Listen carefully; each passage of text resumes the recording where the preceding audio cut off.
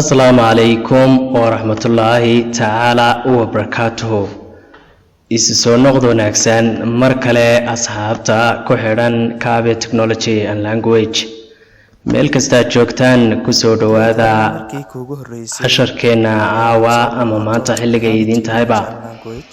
Asxaabe aad baan idin salaameynaa meel kasta joogtaan mar walba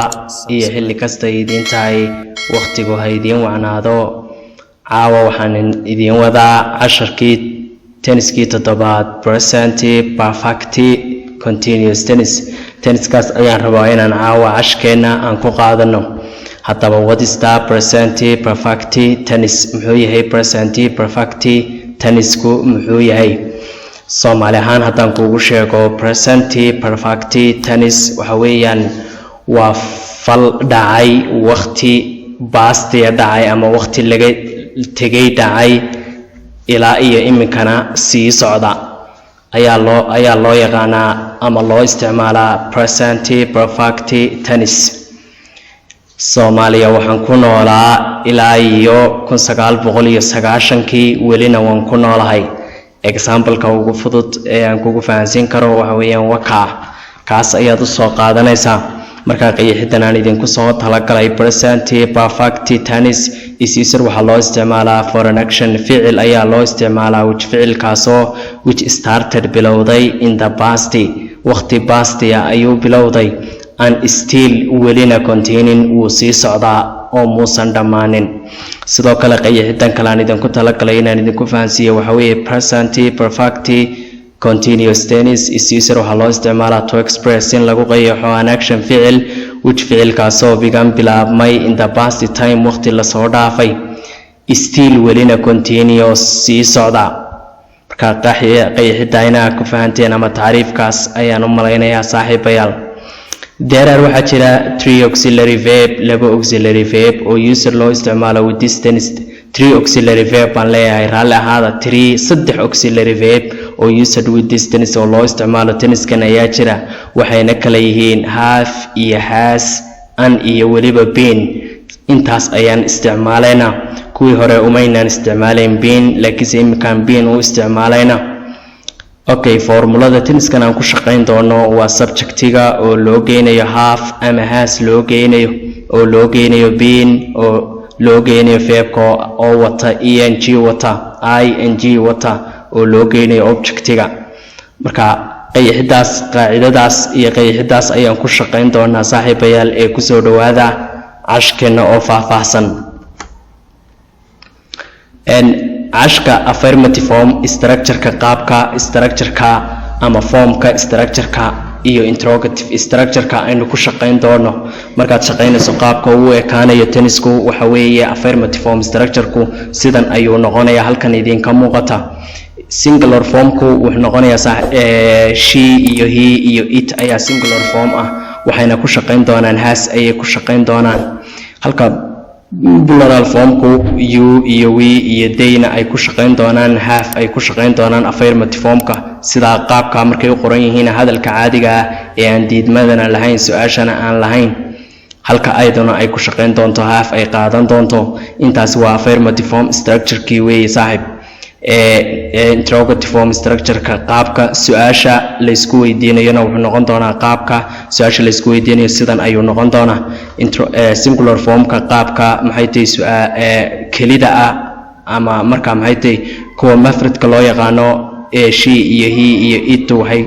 laga horeysiinayaa has ayaa laga horeysiinaya halka kuwa plural formkaana have laga horeysiinayo ayadana sidoo kale waxa laga horeysiinayaa have ayaa laga horeysiinayaa. tenniskan uu ku shaqaynaya waa qaabka noocaasa ee aan diagramka idinku muujiyay ee sida fiican u muuqda. okay marka kuwan haddaad fahantay kuwa kalena waad ila sii fahmaysaa kuwansi haddaanad fahmin kuwa dambena ilama fahmaysid u fiirso kuwan sida ay u shaqaynayaan qaybtaasi waxay qaateen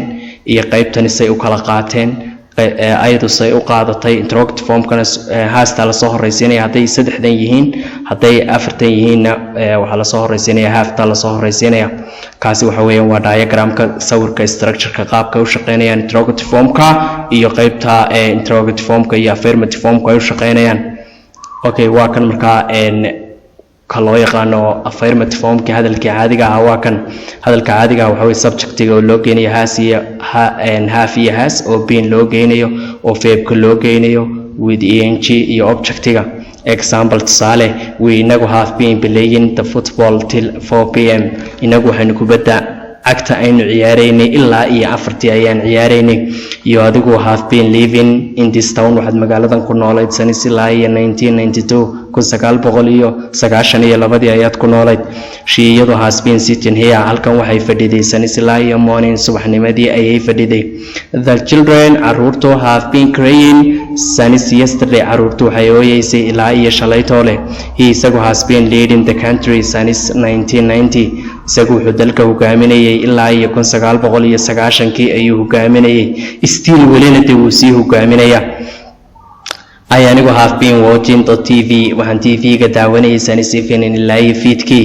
it iyadu has been eating waxay cunaysay damid hilibka sanis ilaa iyo 9 AM ilaa iyo 9 subaxnimo ee saaka ayay hilibka maxay tahay ay cunaysay okay caasho gabadha la yiraahdo has been reading this book waxay buugan ay akhriyeysay for the last 2 hours labadii saacadood ee ugu dambeeyay ayay akhriyeysay marka intaasi waxa weeye waa affirmative formka qaybta hadalka caadiga ah su'aashana lahayn diidmadana lahayn ee bal hadaan u gudubno qaybaha kale xiga interrogative form qaab su'aaleed have iyo has ayaa soo horeynaya subjectigeenu u geynaynaa been baynu u geynaynaa verbka ing iyo objecti marka siday mid waliba u shaqeynayaan auxiliary-ga iminka subjectiga way ka dambeynaysaa beentu waata sida tan loo qoray have we been dancing in this theater inagu miyaynu ku jaasaynay masraxa miyaan ku jaasaynay have you been living in this town since 1992 adigu magaalada miyaad ku noolayd ilaa iyo 1992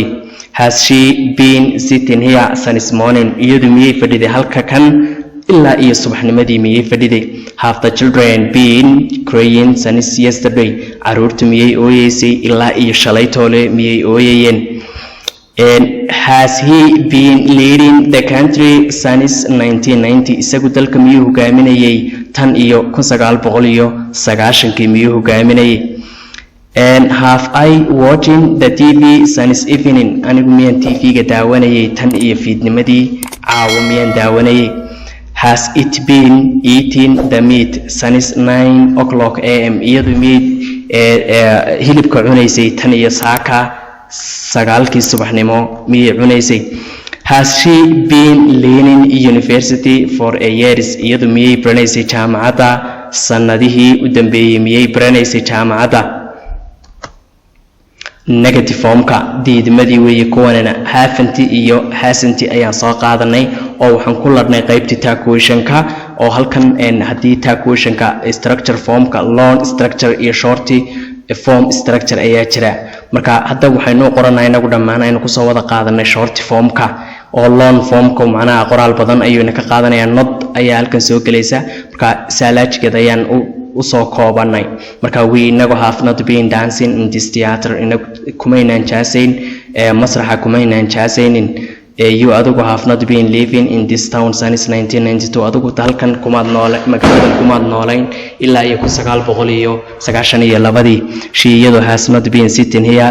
since morning ilaa subaxii iyadu halkan ma fadhiin the children have not been crying since yesterday caruurtu may ciyaareen kubadda cagta may ooyeen baan leeyahay sorry ilaa iyo shalay toole he isagu has not been leading ma hogaaminayn the government dowladda since 1990 tan iyo 1990 isagu dowladda ma hogaaminayn anigu have not been watching the TV-ga ma daawanaynin since evening tan iyo fiidnimadii they iyagu have not been teaching English iyagu ingiriisida ma barayn for the last few years sanadihii ugu dambeeyay may barayn iyagu luqadda Englishka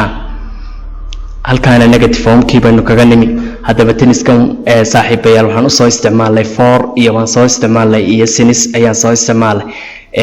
labadaas aan soo isticmaalay since maadaama ama ilaa labadaba waa loo isticmaalaa maxay yihiin marka labadani haddaba we inagu use waxaynu isticmaalay this tenniskan waxaanu isticmaalay for baan isticmaalay an iyo weliba since labadaasaan isticmaalay haddaba we inagu often badiyaaba use waxaynu isticmaalaa forta ama since ayaan isticmaalaa waxaynuna u isticmaalaa with the present perfect continuous tennis kan loo yaqaano present perfect continuous tennis ayaanu isticmaalaa haddaba maxay labadan yihiin labadan aan kala qeexayna we use waxaanu isticmaalaa forta waxaynu isticmaalaa to talk hadal about ku saabsan period of time waqti time muddo ah such as sida 5 minutes 5 minutes 2 weeks 2 week ilaa iyo 6 years 6 sanadood iyo wixii la mid ah ayaynu isticmaalaa forta halkaynu sinistana we use waxaynu isticmaalaa sinista to talk hadalka about ku saabsan point in the past time waqti la tilmaami karo la sheegi karo laakiinse past-ya sida 8 o'clock it is February sidii 8 subaxnimo ee bishii February ee labaad Friday jimcihii oo kale aan January iyo waliba koowaad oo kale bilahaas oo kale ayaan isticmaalanaa wixii la mid ah example tusaale hiya halkan are more examples waxaa tusaalayaal badan oo about ku saabsan since iyo for hadda look below at the theory I have been sitting here waxaan halkan joogay for 15 minutes ilaa iyo maxay tahay 5 minute ayaan joogay he isagoo has been working in a Dangarad College for a long time isagoo wuxuu ka shaqeynayay Dangarad College waqti aad u dheer ayuu ka shaqeynayay she iyadu has been learning in English language iyadu waxay luqadda ay baranaysay since she left school ilaa iyo tan iyo markay iskoolka ka baxday ayay iyadu luqadda Englishka ay baranaysay marka cashkeena caawa halkaas ayaan kusoo gabagabeynayaa present perfect continuous tennis oo aynu usoo qaadanay tenniskii labaad aynu usoo qaadanay asxaabta aanu jecelahay meel kasta joogtaan halkaas ayaan caawa cashka kusoo gabagabeynayaa intaynu cashkan xiga aan isugu soo noqon doono waxaan idinka codsanayaa inaad fiidiyowga haddii aad ka hesheen inaad like saartaan hadday wax idinku adkaadeenna markaa maxay tahay commentiga igula wadaagtaan sidoo kale inaad fiidiyowga subscribe ku samayso ha hilmaamin haddaad cusub tahay waan kugu soo dhaweynayaa gacmo furan iyo qalbi furan baan kugu soo dhaweynayaa haddaad hore yili joogteena aad ayaad ugu mahadsan tahay daawashadaada iyo sida quruxda badan ee aad iila socoto la'aanta waxba ma qaban karo adiga ayaa wax walba moogtay aawadaas ayay u shaqeynayaan aad ba ugu mahadsantihiin daawashadeena halkaas ayaan kusoo gabagabeynayaa cashkan gaaban intaynu cashka xiga isugu soo noqon doono waxaan idinkaga tegayaa salaanta islaamka assalaamu calaykum waraxmatullaahi tacaala wabarakaatuhu